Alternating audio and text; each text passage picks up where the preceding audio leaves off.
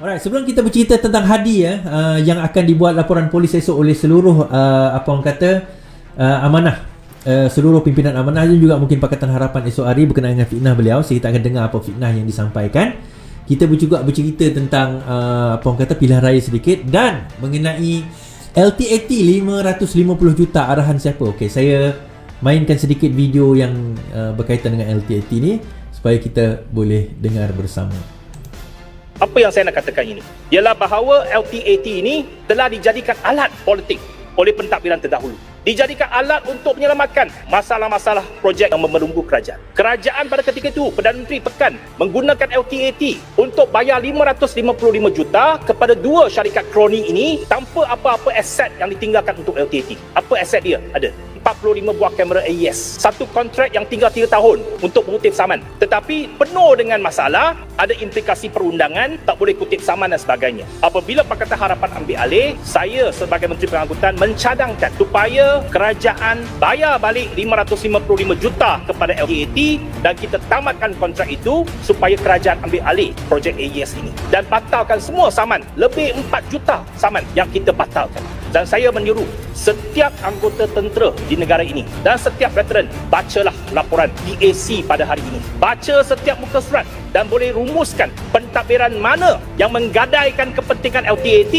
pentadbiran mana yang menyelamatkan kepentingan LTAT. Yang berhormat Timbalan Menteri, Menteri Pengangkutan DAP lah yang selalu dimomok-momokkan oleh pihak sana. Kononnya kita anti Melayu yang mencadangkan 555 juta dibagi balik kepada LTAT disokong oleh Kota Raja. Kalau tanpa keputusan daripada Kerajaan Pakatan Harapan, 555 juta ini telah hangus. Ini rekod. LTAT bukan saja AES kita selamatkan. Satu lagi projek, iaitu projek KVDT 2. Sebab ada penglibatan LTAT, Kerajaan Pakatan Harapan kita bincang balik, runding balik, kita kembalikan projek itu kepada syarikat DMIA LTAT. Selepas kita jatuh, siapa yang batalkan projek itu? Yang berhormat Air Hitam, Menteri Pengangkutan daripada MCA yang membelakangkan kepentingan LTAT, batalkan projek itu. Sampai hari ini belum selesai. Jadi boleh rumuskan siapa yang menggadaikan prinsip LTAT, siapa yang mempertahankan kepentingan LTAT. Sekian, terima kasih. Right. So 2 kali saya ulang tadi. Saya lupa yang dia. Now, tuan-tuan, apa yang berlaku dengan LTAT ni sebenarnya? Tak ramai yang tahu. Kita baca berita. Kita semua tahu, kebanyakan kita lah tahu tentang AES, kamera AES tu. Sekarang ada kamera tu dah tak berfungsi. Tak tahulah dah berfungsi ke tidak lagi kan, tapi ada yang tak berfungsi. Semua kita tahu tentang projek AES ini diperkenalkan oleh Najib. Saya rasa sekitar 2016, 2017 ataupun sebelum tu, saya tak ingat. Tetapi dalam sekitar itu, apa yang berlaku adalah dia perkenalkan projek AES dan di projek AES ni adalah pemasangan kamera automatik untuk saman di bawah JPJ. Alright. So pada masa itu dia telah pun memasang kamera-kamera tersebut, telah dipasang dan dua syarikat yang telah mendapat orang kata apa, mendapat bayaran lah, mendapat projek tersebut. Dua syarikat yang mendapat projek tersebut. So akhirnya apa yang berlaku adalah syarikat itu menghadapi masalah. Apabila kontrak tersebut yang tinggal hanya 3 tahun, dia 5 tahun punya projek kalau kontrak kata saya, dia telah membelanjakan, telah membeli berbelas biji, I think 14 biji telah diinstal, 44 kamera yang telah dibeli, I think berbelas yang telah diinstal, lebih kurang macam tu. Mereka menghadapi masalah kewangan. So akhirnya kerajaan Najib Tun Razak UMNO Barisan Nasional menggunakan duit Lembaga Tabung Angkatan Tentera, LTAT, Lembaga Tabung Angkatan Tentera. Duit Lembaga Tabung Angkatan Tentera ni adalah duit yang digunakan untuk membayar pencen tentera, tuan-tuan. Okey.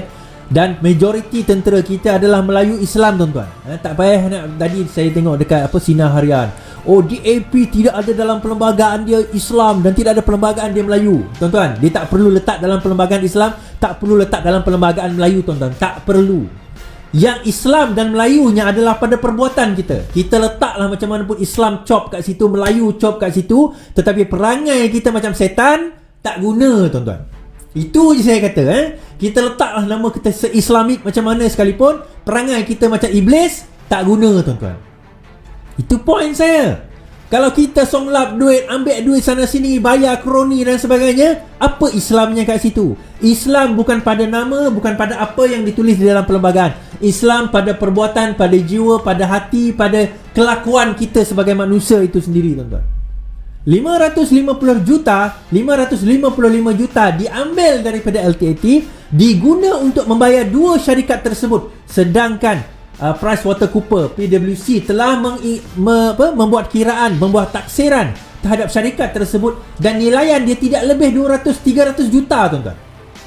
Melalui penilaian taksiran PwC PricewaterhouseCoopers, mereka mengatakan bahawa dua syarikat tersebut nilai paling tinggi pun 250 juta, lebih kurang macam tu. Tetapi sebaliknya LTAT digunakan, dana dia dijarah, diambil untuk membayar compensation kepada syarikat-syarikat ini supaya tak rugi. Tuan-tuan, bila kita masuk tender, kita masuk satu-satu perniagaan, kita invest, kalau kita rugi normal lah.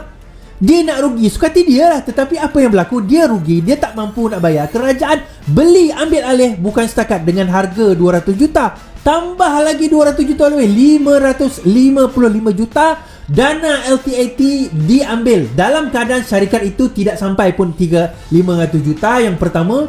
Yang kedua, kalau kita tengok kontrak dia tinggal 3 tahun. Kalau kita tengok kamera yang ada yang ditinggalkan lebih kurang dalam 45 kamera macam tu. Itu aset dia tuan-tuan. Dengan harga 550. Apa yang berlaku? Pada zaman Pakatan Harapan, bila kita sedar tentang perkara tersebut, Anthony Locke selaku Menteri Pengangkutan pada waktu itu mengambil dana kerajaan, bayar LTAT. Zaman Najib, dia guna duit pensioners, dia ambil duit orang-orang pension tentera ni, dia guna untuk selamatkan kroni dia. Zaman Pakatan Harapan, kita ambil dan selamatkan LTAT. 555 juta, setengah bilion tuan-tuan. Sedangkan kita tengok ada di kalangan tentera-tentera kita gaji sekarang ni, pension pun masih beratus tuan-tuan. Saya ada yang ikut saya, bekas komando, dapat pingat. Kalau saya tengok rumah dia sedih tuan-tuan. Baru tadi dia mesej, semalam dia mesej saya, tanya kat mana, apa khabar. Hari tu dia kena serangan stroke. Kena stroke kan. Bekas komando orang Sarawak, dapat pingat, saya tengok gambar dia, anugerah. Sebab dia antara orang yang pergi berperang. Masa berperang dengan komunis, dia menyelamatkan rakan-rakan dia. Tengok keadaan dia sekarang serba daif tuan-tuan. Sedangkan 555 juta digunakan untuk menyelamatkan dua syarikat kroni milik UMNO, kawan-kawan UMNO, kawan-kawan Najib. Apa jadi dengan pegawai tentera Melayu Islam kita? Kau sebutlah slogan Melayu Islam, tetapi kalau perangai kau pun bukan macam Melayu Islam. Apa yang berlaku? Sebut Melayu Islam. Cuba tanya, dua syarikat tu milik bangsa mana? Milik bangsa mana tuan-tuan? Tak apa, bila bab politik kita sebut Melayu Islam. Tapi bila bab kita nak sakau duit, tak kisah Melayu Islam. Janji duit boleh masuk poket.